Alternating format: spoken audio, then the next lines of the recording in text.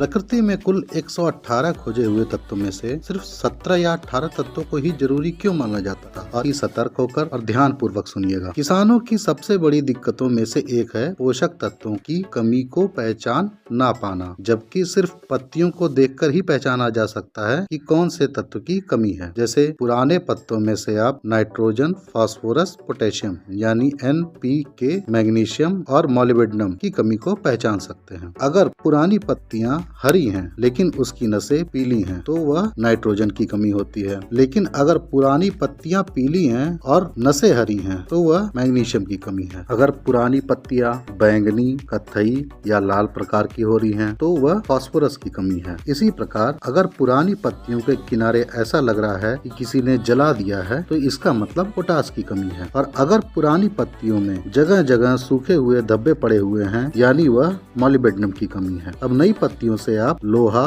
Manganese, copper और sulphur की कमी को पहचान सकते हैं। जैसे कि अगर मुख्य नस नई पत्ती में हरी है और बाकी नसें और पूरी पत्ती पीली हो रही है, इसका मतलब आयरन की यानी लोहे की कमी है। और नई पत्ती में मुख्य नस के साथ सारी नसें हरी हैं और पत्ता सिर्फ पीला है, इसका मतलब मैंगनीज की कमी है। इसी तरह अगर नई पत्तियों की नसें पीली हैं तो वह सल्फर या फिर कॉपर की कमी हो सकता है। लेकिन कॉपर में पत्तों में टेढ़ापन आ जाता है और सल्फर की कमी में नाइट्रोजन की भी कमी हो जाती है, इसलिए पूरे पौधे में पीलापन आ जाता है। सल्फर की कमी में आपको ये टेढ़ापन देखने को नहीं मिलेगा। इसी प्रकार बिल्कुल ही नए कोपल और पत्तों को देखकर कैल्शियम और बोरॉन की कमी का पता लगाया जा सकता है। दोनों में नए पत्तों में टेढ़ापन आपको दिखाई देगा, लेकिन कैल्शियम की कमी से पत्ते पूरे पीले हो जाएंगे और मरने लगेंगे। लेकिन बोरॉन की कमी से सिर्फ पत्ते हल्के पीले होंगे, मरेंगे नहीं। और जिंक एकमात्र ऐसा तत्व है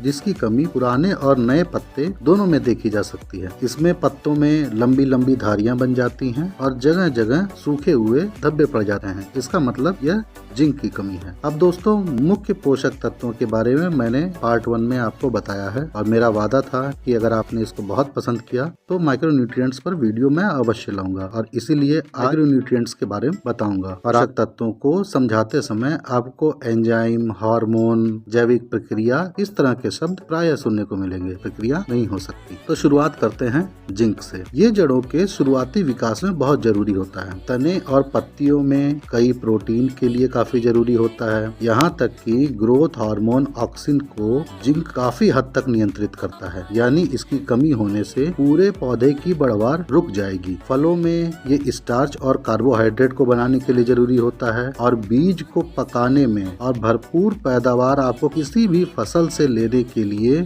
जिंक बहुत ही जरूरी होता है। जिंक के बिना भरपूर पैदावार नहीं ली जा सकती। लेकिन मिट्टी में इसका अवशेष इस्तेमाल के 5 साल बाद तक भी आराम से देखा जा सकता है। इसलिए अगर जिंक आप मिट्टी में प्रयोग कर रहे हैं तो साल में एक बार ही प्रयोग करें। अगली फसल में आप इसको स्प्रे के माध्यम से दें या फिर आप अपने मिट्टी की जांच करा के ही दें। अगला है लोहा यानी आयरन। ये जड़ों को ऑक्सीजन पहुंचाता है और नाइट्रोजन को फिक्स करने यानी उसको उपलब्ध करवाने में पौधे को मदद करता है। तनों और पत्तियों में ये क्लोरोफिल को बनाने में मदद करता है और प्रकाश संश्लेषण यानी फोटोसिंथेसिस की क्रिया में ये काफी मदद करता है। इसको मिट्टी में प्रयोग करने की सलाह बहुत नहीं दी जाती क्योंकि यह पौधे को मिट्टी में बहुत ज्यादा उपलब्ध नहीं हो पाता, इसलिए ज्यादातर इसको स्प्रे के माध्यम से दिया जाता है। और अगर आप मिट्टी में देना चाहते हैं तो आप चिलेटेड फॉर्म का इस्तेमाल करिए, वो ज्यादा बेहतर रहेगा। मिट्टी में लोहा पर्याप्त मात्रा में होने के कारण इसकी मात्रा मिट्टी में बहुत ज्यादा नहीं बदलती। अब जानते हैं कॉपर यानी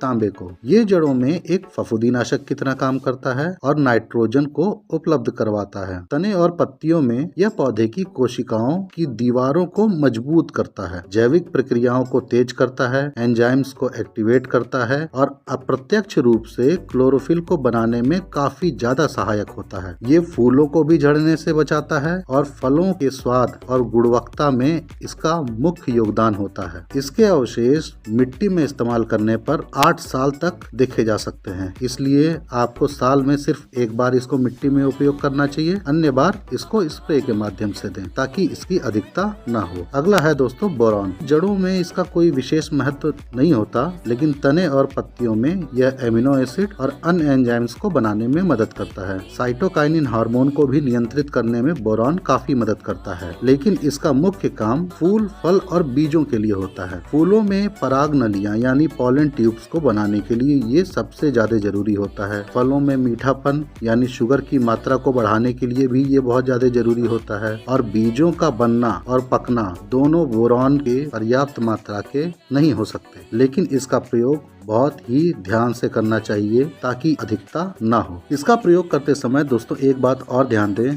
बोरॉन की मात्रा आपको पौधे में फ्लावरिंग स्टेज से पहले ही दे देनी चाहिए। फ्लावरिंग स्टेज के बाद अगर आप बोरॉन देते हैं तो वो पौधे पे कोई विशेष काम नहीं करेगा। अब जानते हैं मैंगनीज को। बीजों के जमाव में और जड़ों के बढ़वार में ये काफी मददगार है और कई जैविक गतिविधियों में ये सहायक होता है। तने और पत्तियों में ये क्लोरोप्लास्ट और एमिनो एसिड्स को बनाने में सहायक होता है और बिना मैंगनीज की मदद से पौधे ऑक्सीजन हवा में नहीं छोड़ सकते। इसको मिट्टी में प्रयोग करने पर इसका कोई अवशेष नहीं पाया जाता, इसलिए आपको इसको हर साल इस्तेमाल करना चाहिए। अब जानते हैं क्लोरीन को। क्योंकि एमओपी में क्लोरीन की मात्रा काफी होती है और कैल्शियम क्लोराइड भी होता है या अन्य खादें भी होती हैं जिनमें इसका इस्तेमाल काफी ज्यादा होता है, इसलिए सामान्यतः इसको अलग से नहीं देना पड़ता। लेकिन क्लोरीन के बिना पौधा अपने अंदर के पानी को नियंत्रित नहीं कर सकता, यानी हाइड्रोलिसिस नहीं कर सकता। यह पौधे के इलेक्ट्रिकल चार्ज यानी विद्युतीय चार्ज को भी बैलेंस करता है। पौधे की रोग प्रतिरोधक क्षमता को भी बढ़ाता है, लेकिन इसका इस्तेमाल आपको तटीय क्षेत्रों पर ज्यादा नहीं करना चाहिए क्योंकि समुद्री हवा में क्लोरीन की मात्रा उपलब्ध होती है, जिससे